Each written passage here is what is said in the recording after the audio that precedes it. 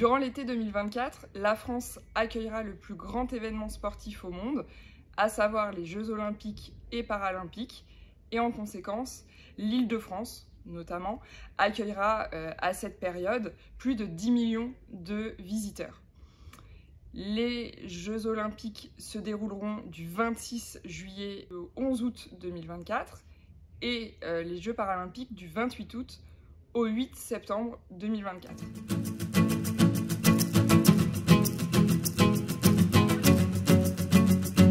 Les répercussions des Jeux Olympiques et Paralympiques en Île-de-France vont être nombreuses.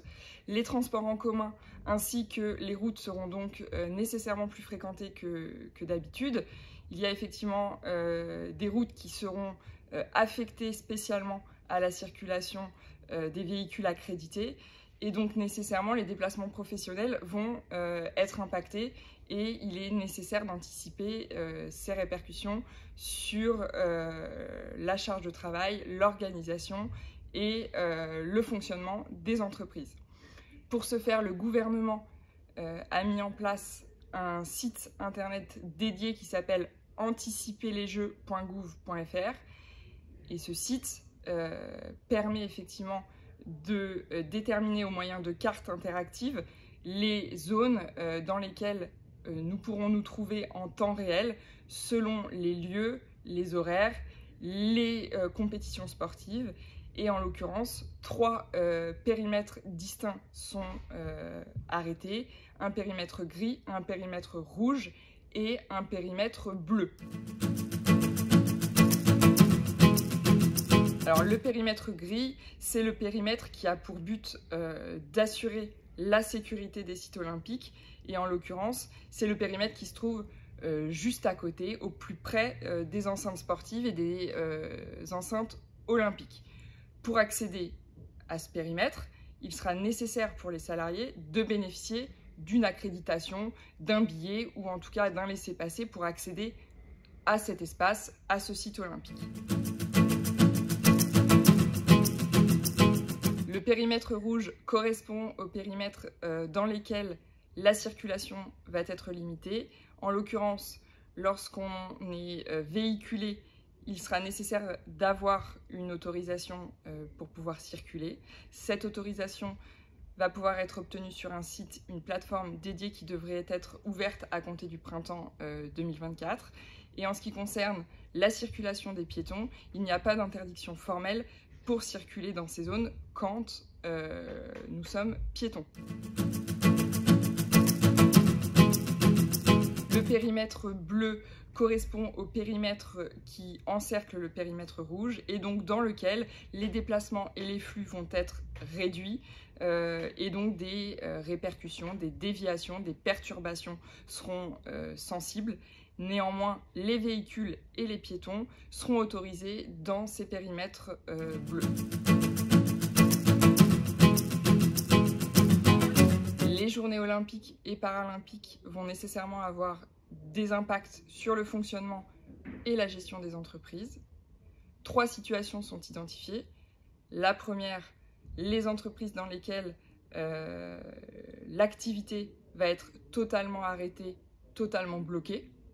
La deuxième situation correspond aux entreprises qui vont être directement impliquées dans le fonctionnement, dans l'organisation des Jeux Olympiques.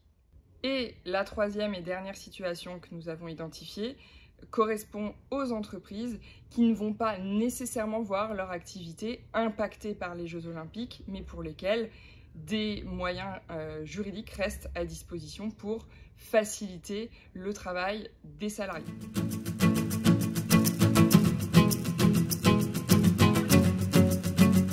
Il s'agit par exemple des entreprises du BTP pour lesquelles des chantiers intramuros vont donc être nécessairement suspendus pour des raisons évidentes de sécurité. Pour ces sociétés, la première solution pourrait être celle de fermer l'entreprise pendant la durée des Jeux Olympiques. L'employeur n'a pas à justifier la fermeture de l'entreprise. Néanmoins, il a l'obligation, s'il souhaite que des congés payés soient posés sur la période de fermeture, il a donc l'obligation, en amont, de consulter le CSE et une fois que cette obligation est respectée, d'informer les salariés de la fermeture de l'entreprise. L'autre solution à disposition des entreprises pour lesquelles l'activité va être totalement bloquée pendant les Jeux Olympiques est le recours à l'activité partielle. À date, aucun texte spécifique n'a été adopté qui permettrait de recourir à une activité partielle exceptionnelle pour les Jeux Olympiques. En conséquence, à ce jour, les employeurs ont la possibilité de recourir à l'activité partielle dans les conditions de droit commun. Dès lors, si votre entreprise a pour projet d'utiliser le dispositif d'activité partielle, il faudra respecter encore une fois 2 obligations. La consultation préalable de votre CSE et également une demande d'autorisation auprès de l'administration.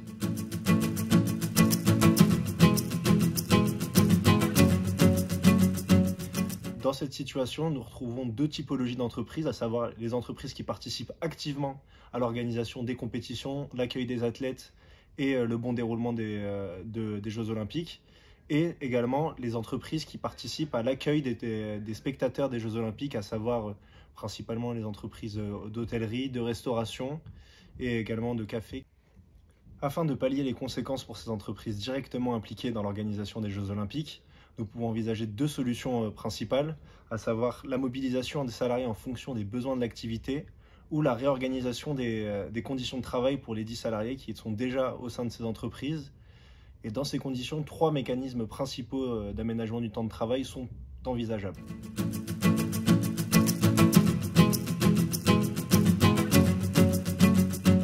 Le premier mécanisme envisageable consiste en la mobilisation des dérogations au repos hebdomadaire qui peuvent être de plusieurs ordres, à savoir des dérogations conventionnelles, légales, permanentes ou en raison de la zone géographique d'implantation de l'entreprise.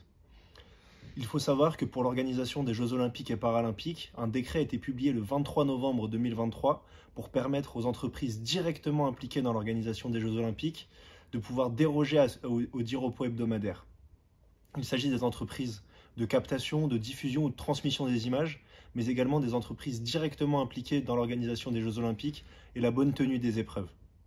Cette dérogation, qui sera applicable pendant la période des Jeux Olympiques entre mi-juillet et mi-août, mais également pendant la période des Jeux Paralympiques, sera mobilisable par les entreprises seulement si celles-ci ont mis en œuvre au préalable d'autres modalités d'organisation de leur travail, à savoir des recrutements externes ou une organisation différente de leurs horaires de travail. La mise en œuvre de cette dérogation ne nécessitera aucune autorisation préalable de l'administration. Pour autant, il conviendra de l'informer à chaque recours à cette dérogation au repos hebdomadaire, en informant avec précision du nombre de salariés concernés et des plages de repos envisagées suite à cette dérogation, qui devront prévoir au minimum 2 dimanches par période d'1 mois. Dans ces conditions, cette dérogation ne pourra conduire les salariés à travailler plus de 12 journées consécutives. Les salariés concernés par cette dérogation au repos hebdomadaire bénéficieront en contrepartie de 2 garanties. D'une part, toutes les heures effectuées les dimanches seront considérées comme des heures supplémentaires et indemnisées en fonction des obligations légales ou conventionnelles sur ce point. Et d'autre part, un repos compensateur égal à la durée du repos hebdomadaire dont ils ont été privés leur seront accordés immédiatement après les périodes des Jeux Olympiques et des Jeux Paralympiques.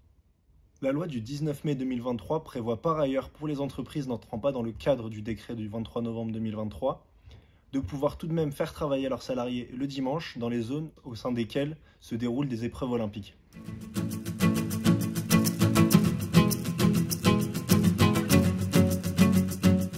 Le deuxième mécanisme de gestion du personnel consistera en une augmentation du volume des heures travaillées. Dans ces conditions, à défaut de précision avant les Jeux Olympiques de la part du gouvernement ou du législateur, il conviendra tout de même de respecter les durées maximum de travail, à savoir 48 heures sur une semaine ou 44 heures sur une période de 12 semaines. En matière de réalisation d'heures supplémentaires, vous êtes en droit en tant qu'employeur de demander à vos salariés d'en effectuer. Pour autant, il conviendra de respecter certains délais de prévenance, auquel cas le salarié pourra légitimement vous refuser la réalisation des dites heures supplémentaires.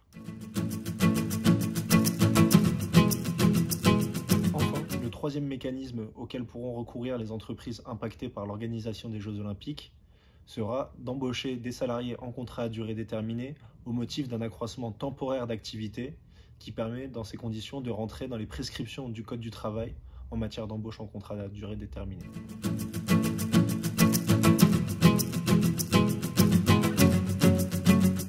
Naturellement, ces entreprises pourront elles aussi œuvrer à la participation de la réduction de la densité de la circulation pendant les Jeux. Comme on l'a vu précédemment, l'employeur peut favoriser la prise de congé, mais également la récupération du temps de travail de ses salariés. Néanmoins, d'autres mécanismes que je vais vous présenter sont envisageables.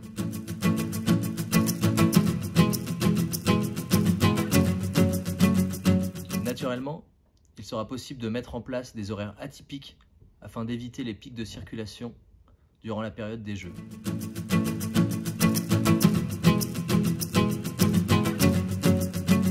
Il peut être pertinent de recenser les moyens de transport de ses salariés. À ce titre, sur le site du gouvernement Anticiper les Jeux, il est recommandé 3 lignes de conduite. Distinguer les salariés qui sont à moins de 3 km, entre 3 et 10 km et plus de 10 km. Pour ceux qui sont à moins de 3 km de leur lieu de travail, le gouvernement recommande purement et simplement la marche à pied. Pour les salariés qui sont entre 3 et 10 km, nous vous rappelons les dispositifs incitatifs qui existent, à savoir le forfait mobilité durable, prévoir une flotte de vélos de fonction ou encore le programme objectif employeur pour vélo. Enfin, pour les salariés qui sont à plus de 10 km de leur lieu de travail, le gouvernement préconise le covoiturage et ou l'utilisation des lignes de transport qui seront les moins sollicitées. À ce titre, je vous invite à retrouver sur le site internet du gouvernement la carte interactive des lignes de métro les plus utilisées pendant les Jeux.